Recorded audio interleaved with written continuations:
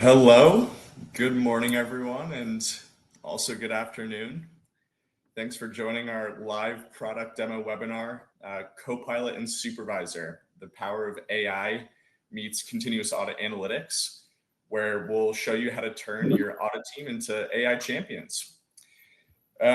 Curious, where's everyone calling in from today? I was taking a look at everyone who had registered, and looks like we've got a very global crowd, touching just about every continent except for Antarctica, naturally.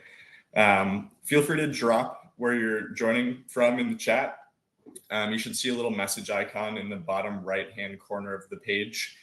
I'm personally calling in from New York City. It's where Supervisor's office is based. Looking out the window, we've got some rain here today, kind of a bummer, but all good. Anyone coming from Trent Russell's conference from yesterday? It was a really great session with lots of cool AI examples demonstrated, so should be an interesting segue for this webinar today. And yeah, before we kick some things off here, want to share some quick housekeeping. So first of all, if your sound isn't working, just refresh the page. That usually fixes the issue. I'll write that in the chat right now, just in case you couldn't actually hear me say it. But all participants attending should be muted. So if you happen to be working from home today and your kids are in the background, don't worry about it. You'll only hear from us. That being said, we definitely do want to hear from you. So as we get through the material today, feel free to ask questions and make comments in the chat so everyone can see in the audience. And again, that chat icon is going to be in the bottom right hand corner of the page. You can also ask questions in the questions panel as well, which should be right next to the chat icon. So if you want your questions to be private, just directed towards the speakers, feel free to post your questions in there as well. And lastly, you're about to see Supervisor in action. What makes Supervisor really different from many other analytics platforms is that it's designed to be plug and play. So it's an ERP agnostic tool. It comes with hundreds of pre-built routines and works out of the box so teams can get value super quickly. Even if you have little or no analytics program today, Supervisor can help you stand up a mature analytics function in just a matter of days. We offer a free trial where we can run Supervisor on your own data. It's a very low lift and great way to really prove the value of analytics internally. So if you're interested, feel free to click the schedule a demo option.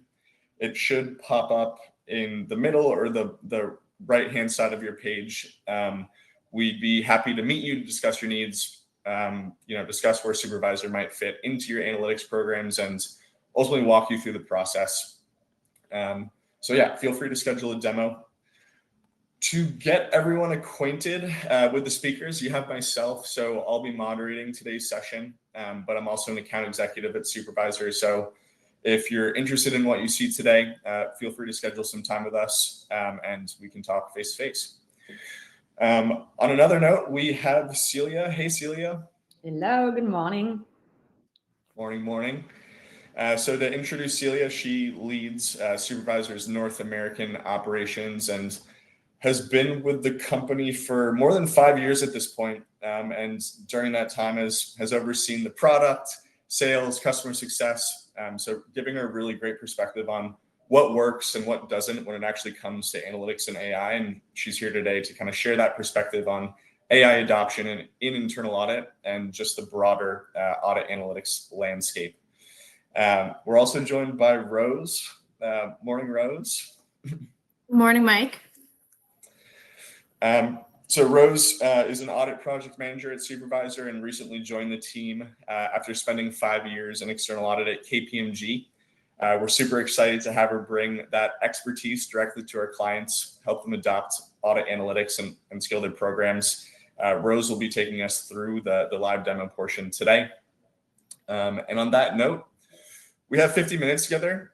So in just a moment, I'll hand things over to Celia.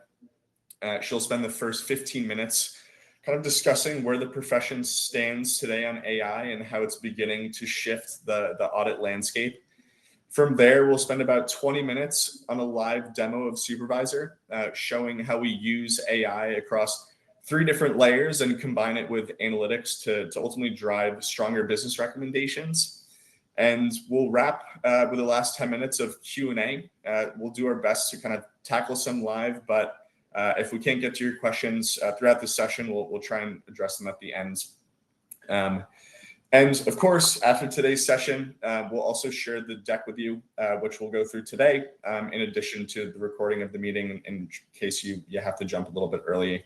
But yeah, on that note, let's jump right into it. So maybe Celia, before we hear your perspective on where internal audit stands with AI adoption, let's open it up to the crowd first so we can hear from everyone in the room. So for everyone in the crowd, we're going to launch our first poll here, which is, where is your team on AI adoption in internal audit? So are you just getting started and kind of exploring what's possible? Are you experimenting and running pilots or kind of testing different tools? Using AI regularly in workflows, or would you consider your team to be advanced and AI is really just embedded in your audit approach? If the poll didn't pop up in the middle of your screen, it should appear to the bottom right-hand corner of the page underneath the polls icon, where you can kind of answer the question directly. But regardless, what's interesting to me is that really no matter where teams are on this curve, I think the conversation has clearly shifted. Even just a year ago, I think a lot of the discussion was pretty theoretical, right? Focus on what AI could do for audit. Now the question has become a lot more practical: is where does it actually fit into our work? How can we optimize it? How can we govern it? And yeah, curious to digest these polls. But yeah, maybe Celia, with that in mind, would love to get your perspective on where internal audit stands today. Thank you, Mike. Yeah, and I see majority of the audience is selecting just getting started, exploring what's possible. So perfect for today's session. Wanted to start with this report from the IIA. It's kind of their vision board for 2035. So basically 10 years from now, and where they see the profession going. They surveyed like 7,000 internal audit professionals this year in the US and globally. And their conclusion is that in 10 years from now, internal auditors will become strategic advisors. That's really their vision. Couple of highlights I found particularly interesting, I put in yellow here. They say the strategic advisor will operate within an ecosystem of interconnected digital platform offering real-time advisory. It will leverage advanced analytics to provide more robust assurance work and ultimately participate in the forecast of organizational trends. And to that aspect, wanted to share a couple of stories that we've heard in the last few weeks with the team. We were in Michigan, I think 2 weeks ago now, meeting with a lot of our manufacturing clients there. And one of our client, a manufacturing company, I don't know if they're in the chat today, but she's an internal audit director. She was telling me that half of her team now mandate is now to work on stress proving the 4 strategic key pillars of their company this year. So improve margins, win against their main competitors, open new markets. So really aligned with this vision of forecasting future organizational trends. And another discussion we had on this topic last week with Fortune 20, I think top 5 global food and business company in the world. They've always been very good at analytics because they have the budget, they have the best people. But now they're trying to even scale further their analytics program to really automate all their compliance testing with analytics, with AI of their business processes risk, and they want to automate all of their business processes risk testing so they can now focus on emerging risks. And one of their big topics for next month, for example, is how are current wars in the world affecting their food businesses. So I think the mandate is shifting. We can definitely feel it, and really through our conversations on a weekly basis, hearing more and more internal audit teams that want to become these strategic advisors and work on emerging risk, work on the company's key priorities. So I think the internal audit profession has kind of this unique opportunity now to get the assurance work more automated. And the ones who are going to be able to do that are the ones who are going to be able to do the higher value work, the strategic advisory work. So that's kind of my 2 cents on the vision from the IIA.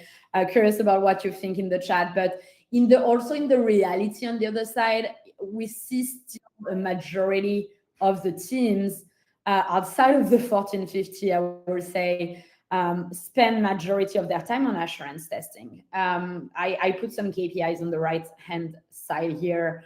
Internal audit teams are still spending 74% of their time on assurance work in 2026. That's just 26% in advisory. And why is that? I'm also curious to hear from you, but from my perspective, I feel like they don't have the time. They've already, working a lot on traditional assurance work, and they're also suffering from budget cuts. And so basically they have to do more with less. So the question we wanted to address today through this demo is really how can AI and technology actually help internal audit teams get there and carve out more times for strategic advisory. Looking just quickly at how the audit analytics programs have evolved in the last 10 years. In the 2010s, analytics really meant downloading data into Excel, running a couple of sample tests, hoping you caught something, right? And you had some companies that had built a strong analytics program with coding skills, Python, ACL. It was kind of reserved for the most technical person in the team. And honestly, most audit departments treated it as like an experimentation. Today, we see really a lot of the best teams already doing full population testing, not sample-based testing. They're connected directly to their system of records, so their operational data, their financial data, their security data, whatever you're testing, and moving really more into these continuous monitoring programs. With AI, you don't have to be that technical anymore to leverage analytics. So it's becoming a real competitive advantage for the teams that have adopted it. And looking ahead, I think really the best auditors will not be the one flagging issues anymore and produce audit reports anymore, but the one that use their position to really help the business understand the root causes, fix them, and ultimately improve operations. That's really where and when analytics becomes a strategic enabler for internal audit teams. And before we move to some examples on how to leverage analytics and how AI is multiplying these use cases for strategic advisory, I also wanted to address something that I hear all the time. There is kind of like this thinking that AI is going to replace an analytics program. Just prompt on Copilot and you're done, basically. And that's not really how it works. So I do think that AI genuinely accelerates things on the left side. You can build and maintain analytics faster. Like if you think about it, like what used to take weeks of scripting and trial and error to get done as an audit analytics script can now be done in minutes. But it still needs to be connected to good data. You still need to go through and iterate through false positive. You can also, with AI, detect trends across cycles. We're going to show you some examples today. It's super interesting. You can produce insights in a format that your CFO or audit committee can read and act on. And then the newest piece, which we're also going to show today, you can now connect your analytics program to your internal AI platform. I was speaking with a client, I think a month ago now, super inspiring. What they're doing is that basically they connect not only Supervisor, but their audit board platform, their FastPath, their ITGC, their cybersec risks, all into their AI platform. And they're using their AI platform as a system of operations, basically, to track all of these key risk areas and organize their time and their audit plan. So I think that could be really a game changer, and we will show you some examples of that today from supervisor perspective. But you can do it with pretty much a lot of software now. But none of this really works without these three things on the right. You need first standardized, accessible data. Your enterprise data, operational, financial, were built for operations. They lived in different systems, different structure. If you haven't solved the data normalization piece first, everything you build on top, whether it's analytics or dashboarding, it's going to be fragile. And so I see a lot of teams still struggling today, trying to do some AI and analytics, but not having their data ready for that. So I think that's a question we wanted to ask the audience, Mike, if you want to run the poll. Yeah, exactly. Perfect segue into the next poll, which again should pop up in the middle of your screen. Do you think your financial data is ready for AI today? So yes, our data is standardized and accessible. Partially, some of our systems are ready, others are not, or not really. Our data is fragmented, or just no idea, haven't even really thought about this yet. Definitely find this to be an important question, because I think it's kind of what Celia is saying, right? AI is only as useful as the data it can work with, and in audit, right, that data is oftentimes fragmented. So even if the ambition is there, the foundation can be a real barrier, and that's why in practice, like AI readiness often starts with data readiness. So before teams can scale AI in a meaningful way, they need the confidence that the underlying data is complete, accurate, and just accessible enough to support a reliable analysis. Yeah, I think it will be super interesting to share the results to the whole audience. I think we have 200 something people on the line. So, sharing that as a follow-up with the replay will help everyone situate where they stand. But yeah, not surprised by the results by any means. Yeah. And so even if you have this AI ready for some systems, you still need a solid analytics foundation on top of it. Think of the analytics foundation as a middle man or middle layer between your data and your AI. Because right now, generative AI is not strong enough to go through 100 million lines of data and accurately detect risks for you. So what you need is actually having this data lake or this data readiness, having a strong layer of analytics on top of it that you build with or without AI, by the way, that are scalable, that are robust, and that are precise enough to detect risk in this data, and then use AI to interpret and understand these risks. And that's really what we're going to show you today. And last but not least, you need, in order to iterate, to challenge the prompts, you always need audit judgment. AI doesn't really know what matters to your business, but I'm sure your team does. So yeah, that was kind of my intro here. And now wanted to show you, how we are approaching that as supervisor, because we spent, the last 10 years solving exactly these problems for internal audit and finance teams. So we're going to walk you through how the technology works quickly. I'm going to do that in the next 4 minutes. And then I will hand it up to Rose for a full demo of our AI capabilities. I think that's a great, it can give you great ideas, even if you're not a supervisor user, because everything we're going to show you today are basically things that you can also build on your own or leveraging your own AI tools. So that being said, for the ones who are not familiar with Supervisor, in a nutshell, what it is, it's an AI-enabled audit analytics platform. It comes with hundreds of routines, which is basically this middle ground between the data and the AI that continuously detect risks. And then we use AI to actually enable our users to drive actionable insights. How it works in 4 main parts.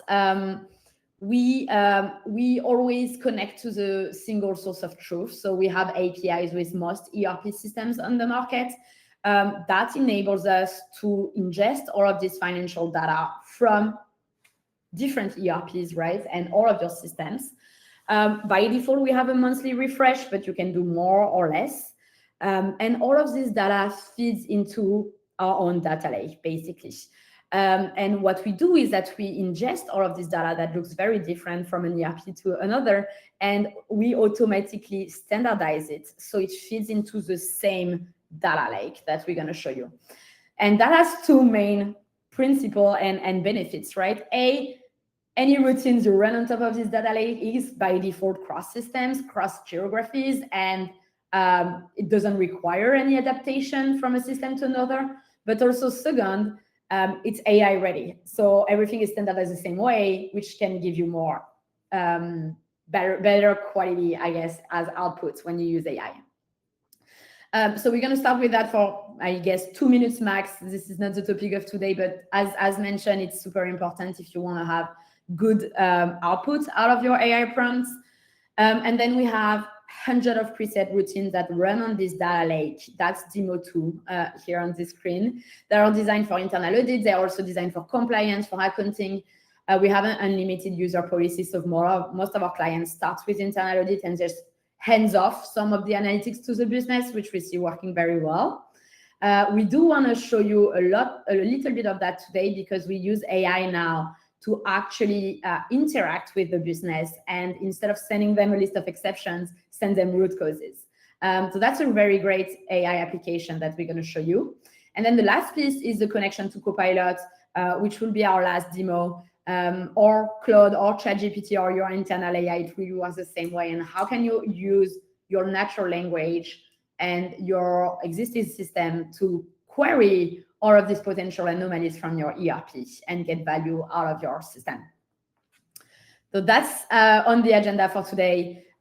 Just in a nutshell, the out-of-the-box routines are categorized here. We are not going to go through that today, but if you are interested at some point in running them on your data, as Mike mentioned, we do free trials, so you can run that on your data if you want to try the tool. I'm going to send you these slides, but basically this is what AI Insights does.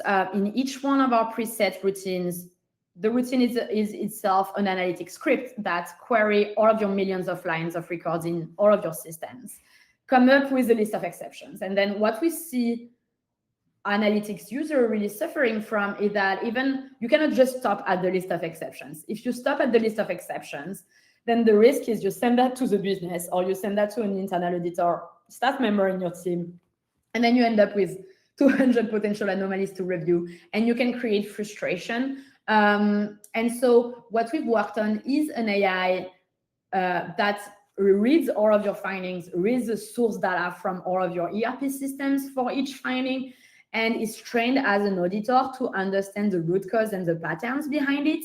So it does nothing more than anyone in your team could do manually, but it just gets you there way faster. And so it's able to identify root causes, trends, and actually help you shift the conversation to a place where you can maybe just highlight 2 or 3 key highlights to the business and understand how they're doing transactions, or understand how they're doing their processes and where could be some areas of improvement. And then this is a connection to Copilot explained more from an architecture perspective. We'll send you that after this demo. But basically the way MCP works, so an MCP stands out for Model Context Protocol. It's basically a connection between your data in Supervisor and your preferred AI interface. I think we're going to show you on Copilot, Claude, and ChatGPT today, heavy focus on Copilot and Claude. But basically what it does is you have all of this data going from right to left in your financial systems, flowing into Supervisor in your standard data lake, and then being queried by all of these preset routines on top of it. You can create new ones, you can create your own, but basically this anomaly detection layer is this middleman that I was talking about, this middle layer that actually structures all of the outputs of your analysis and highlights risks. And this is what the MCP has access to. It understands the question that the user is going to ask in Copilot, identify the right controls, the right routines, the right source data, and then can use all of these queries to answer in a structured and auditable manner. Some of the questions you can ask Copilot that are super interesting. We're going to show you some of them today live, but some basic questions that are linked to your risks, but we also see a lot of good use cases for finance, a CFO, a chief accounting officer that does not want to review routine by routine level can just ask about what are the top risks he or she should be aware of from last month, right? Or are there any unused accruals or reversals that could affect our close? Any trends that the AI can help you detect? We will show you some of that today. And that being said, Rose, I will let you take it from here and show how it actually looks like. If you have any questions for me, just drop them in the chat or in the question panel. We'll be very happy to answer after the demo. Perfect. Thanks, Celia. So now for the fun part, I get to apply some visuals to all the information that Celia and Mike just shared. Excited to be here. I'm also calling in from New York City, so I'm not responsible for any road rage you may hear out of the window. So apologies in advance for that. But no, I'm here to really highlight Supervisor and focus on two key AI features, which I know is a hot topic and what everyone wants to see today. So I'll start in our data layer, like Celia said. So this is really the standard data foundation. To get a good AI output, you need to have a good data foundation. So in Supervisor, this is where our unified data sets live, meaning pulling in from different entities and different ERPs. So a lot of standard data sets, master data, company labels, vendor master, et cetera, list goes on. But primarily our GL entries here. So I'll pivot in here and just show you what this looks like. This should really be familiar and look like your ERP, but what Supervisor is doing is it's consolidating your different ERPs. So you can have Oracle, you can have SAP, you can have a homegrown ERP all flowing in to the same data lake. It's pulling multiple years, pulling your accounting entry, and also can consolidate currencies. So it's really giving you that foundation, full data lake, full access to your data in one consolidated view. And from this data foundation, there's really three things that you can do. So you can create queries and questions, you can create dashboards from this data source, or you can leverage one of our preset routines. As Celia said, there's over 350. So I'll start there. So this is Supervisor's preset routine dashboard view. I'll orient you a little bit and then get into the AI feature here. But essentially, this dashboard view, you can filter between different entities, different periods, and then each line here represents a different control check that Supervisor offers. So for each control, you have a tag as it relates to a business process or a step in the process. You have number of results based off of the anomalies detected, and then the stake of the results. This is the sum of your findings, essentially your maximum exposure for this control. And then progress and owners. Supervisor offers the ability to conclude on anomalies directly in the tool. So I'll show you a little bit of that when I get into an example. But essentially, you can assign user groups or individuals within internal audit or finance accounting functions and assign, and they can determine anomalies and complete your analysis all within Supervisor.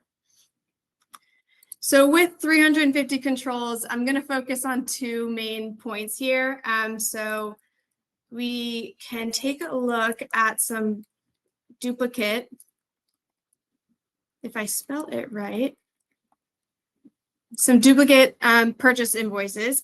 So various duplicate controls, but I'm going to walk you through one control that we offer. This relates to duplicate purchase invoices with a similar reference number. So once you click into a control, you are now in the results dashboard, essentially. What you're seeing here is the control, duplicate purchase invoices with a similar reference number, and then how Supervisor is getting to these results. So it's going to walk you through essentially the criteria Supervisor uses, whether it's accounting pattern, the amount, supplier account, your invoice number, document date, and then what Supervisor is doing here is applying a fuzzy match. Then it'll walk you through how that works step by step, and then also tell you what it's excluding, how it's isolating the findings here. So for this specific control, Supervisor is excluding duplicates that have already been reversed, and there's a corresponding credit memo. So essentially cutting through any false positives that would have flowed through this control. And then also applies your business impact. So this is also important as internal audit or accounting or finance. How does this apply to you? What is this control doing for you? It's going to identify the risks, duplicate payments, some cash leakage potentially, or fraudulent invoice submission. So again, important for all parties and really good reminder as you open up the control and providing value directly based on the findings. So each line here is a result of this control. So I'll show you one here quickly. You just click into it. It brings you now to drill down into the GL data. So what we're seeing here in the details are two different entry numbers, 8066 and 8084, that were posted on the same day, have very similar accounting patterns between the accounts, the trade AP, working on the same subledger account. So this is how Supervisor's applying that fuzzy match. And then it also gives you the external reference number here. So this is your duplicate purchase invoice. Supervisor is indicating one entry had an 8 to begin with, 846, and then the second entry had B46. So it doesn't have to be identical, but Supervisor is able to apply this fuzzy match and identify it as an anomaly for teams to begin investigation. And not only is it identifying and giving you the ability to drill down, you can also complete your investigation within Supervisor. So what that means in the conclusion section, you can determine this is an anomaly. Why is it an anomaly? Human error, non-compliance, fraud, put a comment, and then you get to conclude, and that'll show up in a dashboard view that this has been determined or not an anomaly. And why that's not an anomaly, right? Because this is also very common. You're supposed to question the findings as well and make sure you're applying your own audit knowledge and understanding of the entry. So was it just a legitimate exception? And then just applying your comments and being able to now see the anomaly, dive into the data, and conclude. Now, I know that sounds great, and that's really what you're doing in an audit regardless, but when you have 65 findings on a control like this, sometimes you don't have the bandwidth or the team to investigate every finding. So what Supervisor offers here is AI insights, and this is on every single control. So this is really powerful to identify some top results, some patterns. So in this specific example, it's going to outline your max exposure from this control and highlight 3 key findings straight from the data. So really powerful, going to identify themes that it's seeing across 78% of total exposure. There's 65 flagged pairs here. You can hit view results, dive right into that data. Second highlight, entries posted across 2 AP journals. So it's identifying maybe some themes that it's seeing in the data and providing recommendations as well. So now this can shift the conversation of not only do we have an anomaly, here's potentially a root cause from internal audit, and it becomes more conversational when you have this foundation to back those conversations between internal audit, finance managers, et cetera.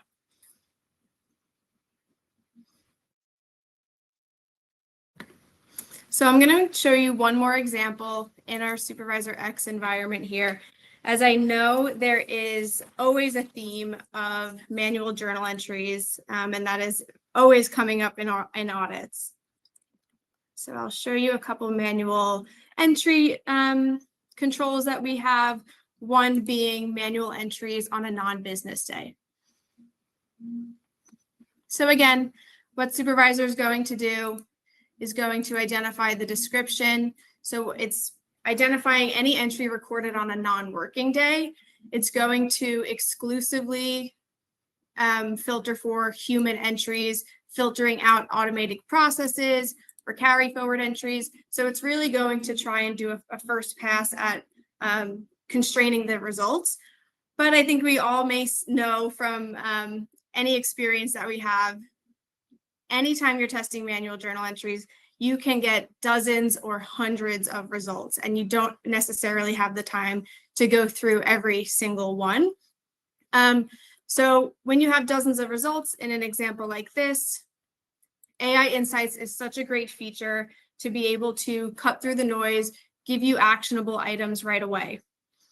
So in here, it's going to quickly identify themes and some abnormal practices for you, going to tell you your max exposure, and then dive into some pattern detection. So a lot of manual entries hitting a specific journal code that seems abnormal, or you have really perfectly rounded amounts, always a flag for audit, but it's also being posted on a non-standard day. So again, you can dive right into the results there, and it opens you up straight into the GL where you can complete your investigation.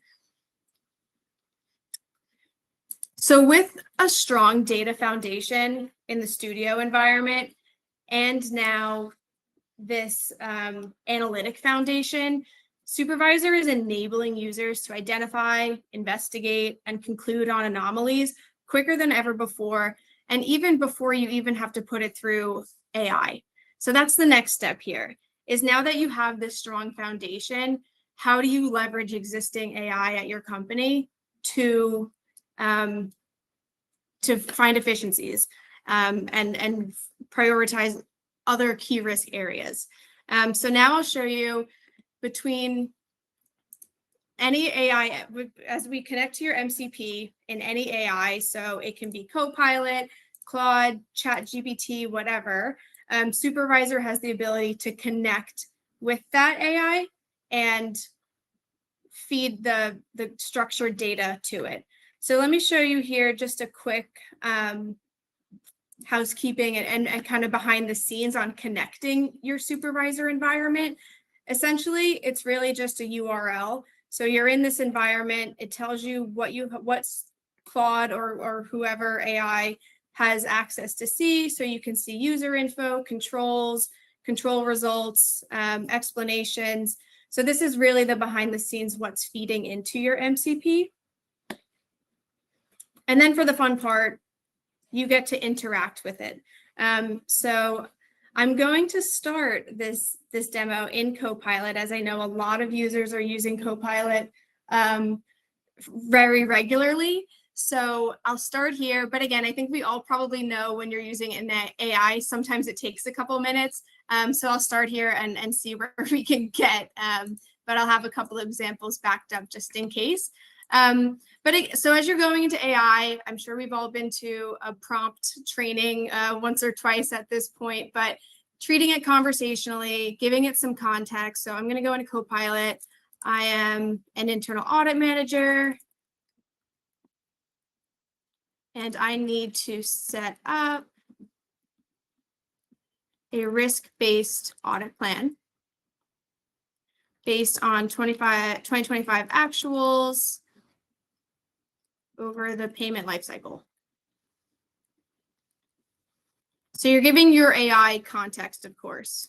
From Supervisor, identify my top 3 risks that the team should focus on.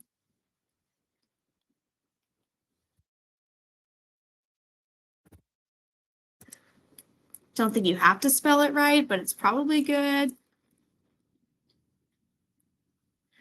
So again, now you kick off your conversation with Copilot. Claude, whatever it is. And while we wait for this, I am curious, maybe from the audience, we have one more polling question. Maybe we can pull that up. I'm curious what AI teams are currently using the most of. Mike, if you don't mind pulling that up. Yeah, for sure. Good segue, Rose. Would definitely be interested to hear what everyone's using, whether it's Copilot, ChatGPT, Claude, or some form of your own internal AI platform. Personally, I'm finding that the majority of companies that we're working with are either on Copilot or really some form of internal AI. Primarily because everyone's a Microsoft shop, but it seems like everyone's kind of trying to find a way to access Claude. It seems to be kind of the latest and greatest, at least for now. But seems like just their application is changing week over week. It's super impressive to see what Claude and Anthropic are doing. It's what I use personally, but yeah, I think their offering is becoming a lot more adapted to enterprise business, which I think is kind of like where Copilot has an edge right now, but will be super interesting to see the evolution there over time. Yeah, interesting. Like 60%, 69%. Yeah, Copilot is the kind of the gold standard right now. Yeah, exactly. So that's pretty interesting. So I'm sure users are very used to these kinds of responses from Copilot.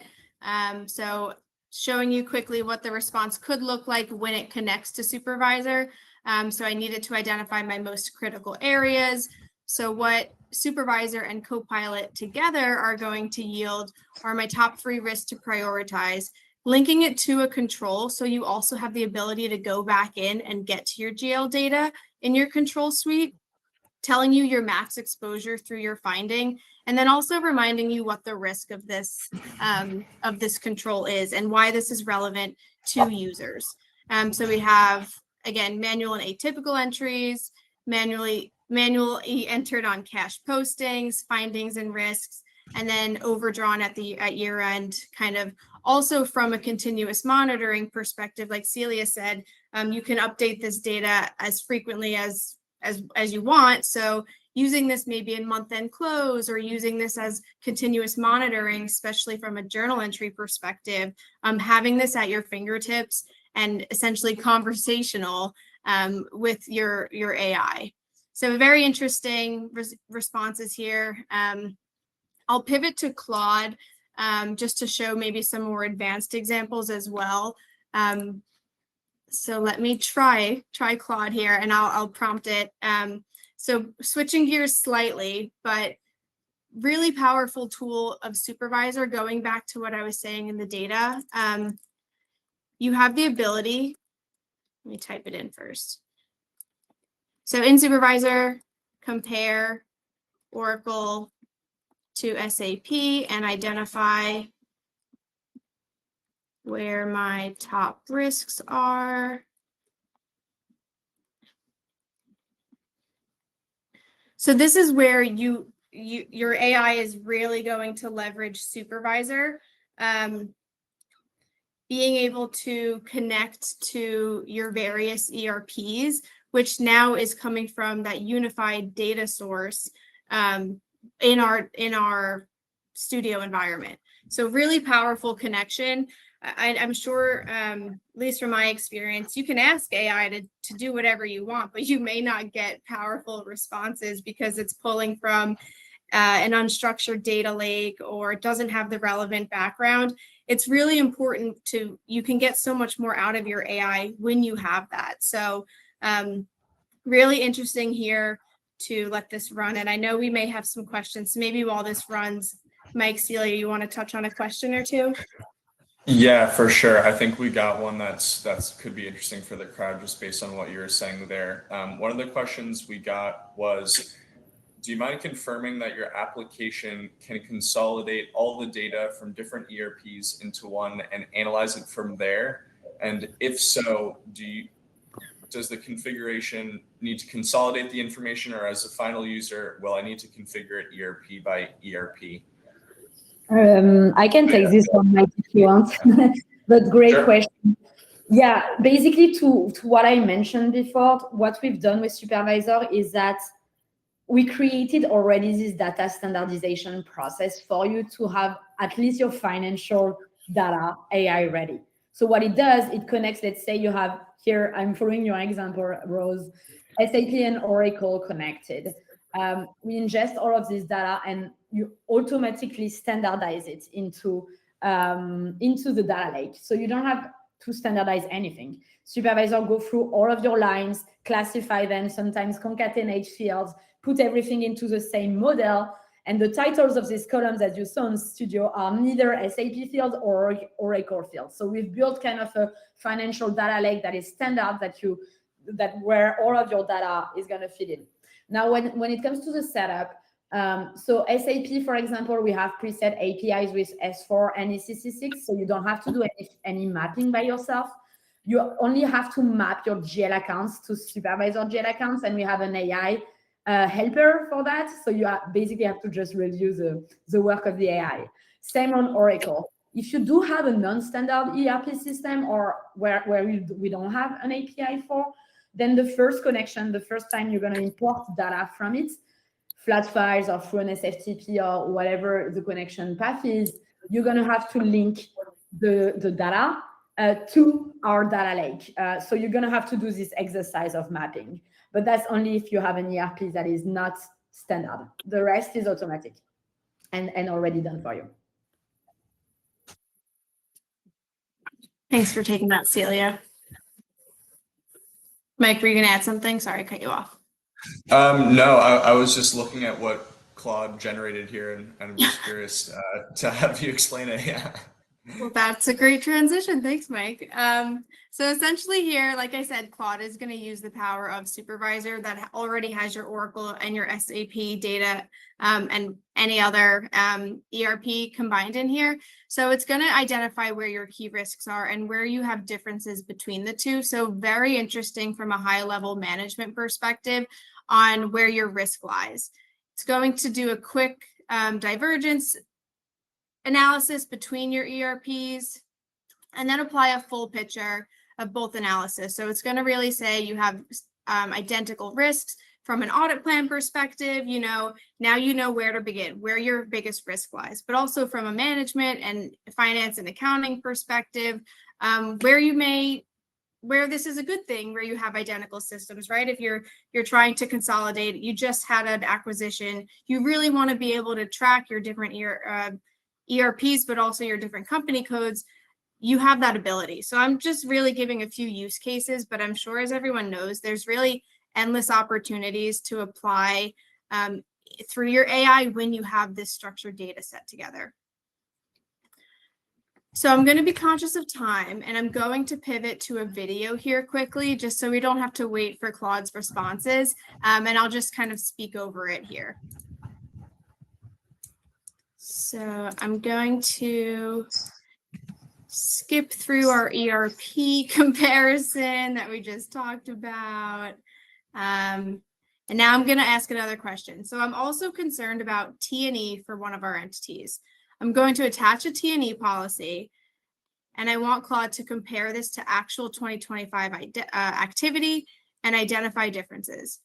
This is also really powerful because you have your T&E data right in Supervisor, but now you're able to upload your company policy and get a real-time comparison of and get a look into what's actually happening in your data.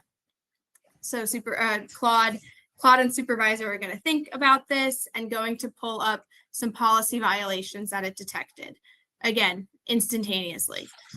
So what this is going to do, I'll pause here and show you, identified seven policy violations, what your total exposure is, and what this relates to, 2025.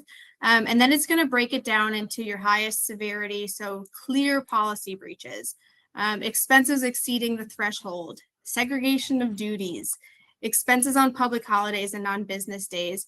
Again, really, really key risks in a journal entry and also in a T&E policy. And then it's going to continue and break down maybe some less severe risks, but something that teams need to keep on their radar entertainment limits, duplicate reports, list goes on, but it's really going to give you this high level dashboard view and compare your policy to actuals. I think also this gives you the perspective of, do we have the right policy in place and why is it so different from what's actually happening? So it gives you a lot to think about, and it's very thought-provoking on something that may take you 1 or 2 days to pull a dashboard together. It gives you the time to really perform that higher level thinking, as Celia mentioned, where audit is really progressing into. Thanks, Rose. Yeah. Did you have another example that you wanted to show? I see we're almost up on the hour, so I want to be conscious of time and maybe address a couple of questions. Yeah, of course. Let's take a question. I'm happy to continue this or no, sorry, Celia, did you want me to just continue quick? No, I think we can take some questions while it's running, Perfect. Rose, and then you can address, like the other use case we're seeing. Perfect. Yeah, sounds good. If you want to just continue to let it run. So yeah, we got a question in the chat that we wanted to answer for everyone. How does Supervisor comply with relevant regulations and auditing standards? Is that for me, Mike? Sure. If you're feeling up to it. Okay. So first thing first, when it comes to the data, in the data lake that we handle, you have some checks that help you prove data completeness and accuracy, which is very important before doing any analytics. So that's more at the data lake part and the data part. And then all of our preset routines are in Supervisor X, which holds the SOC 1 certification. So that's very helpful for our public companies leveraging it. We also have SOC 2 certification for data protection, obviously. And then anything you build on top of the data lake, you can prove, right? Because you have the queries, the detail, and the backend. So that's generally how we help our clients really UAT supervisor and making sure that any tests they do on top of their data is relevant and auditable. Nice. And another question that surfaced here is naturally, because we were talking about the shift from assurance to advisory. Have you seen clients successfully hand off monitoring to the business? And how has that worked in practice? Yeah, actually, our more successful clients, have delegated that to the business, and that's really the proof of the success, I guess, when it comes to an audit analytics program. So, really, how I always think about it is that as an internal audit profession, you're in charge of putting up, all of the controls, the risk, and the tests. But once this is done and you're satisfied with the quality of the results, you've narrowed down false positives, you've identified the routines that are the most helpful for your needs and for your business. You built out, tests in addition to cover your operational risks. Once you've done that, then you should not be the one responsible for going through findings every month. So what we see very successfully, and that's why we switched to unlimited user policy, as Rose was showing it earlier in the demo. What we see super helpful is just having a couple of first-line business owners on the tool, AP manager for the P2P routines, can be AR manager for the sales checks, can be the T&E team for the T&E checks, can be the inventory plan manager for the inventory module. But really, when you have a solid analytics program, the goal is then the handoff to the business. For those who are interested in this handoff, I highly recommend an article we published 2 weeks ago with Tom O'Reilly and the Internal Audit Collective, who's giving tips, do's and don'ts when you do handoff analytics to the business. I will just put it on the chat. Yeah, thanks, Celia. Well, I see we're almost up on the hour. We did get one other question that could be interesting, just to round things out, is around connecting to ERPs and how long it actually takes. So yeah, either Celia or Rose, you're both pretty close to the implementation. How long does an ERP API setup take typically? So it really depends on your IT process, but everything is preset, so they don't have to build any of the connection. But we have some clients that have a 4 weeks process for that, some that are, like a little bit faster. Generally, what it takes is they need to validate the API connection from an infrastructure perspective. They need to create a user for us to connect. Then we connect through a test environment. Generally, they would like to do a performance testing at this stage. And once the perf test is validated, we move to prod. That can take 5 days. It can take 3 weeks. It really depends on the size of your organization and your processes. But again, no IT development needed. Great. Well, thanks, Celia. So I think that's it for today's session. On that note, really appreciate everyone taking the time to go through this with us today. Just as a reminder, again, we'll send you this deck that we shared as a part of the earlier presentation, in addition to the recording of today's session, in case you may have had any audio issues or had to step away for a minute. So for everyone who attended, we'll be sure to get the deck over to you in addition to the recording. Moreover, again, thanks so much for taking the time, and yeah, hope you found today's session very interesting. Thanks, Roberto. Got to catch up soon. Thank you, everyone. It was great to answer all of your questions today, and it's gonna be we will send the recording. Thanks all.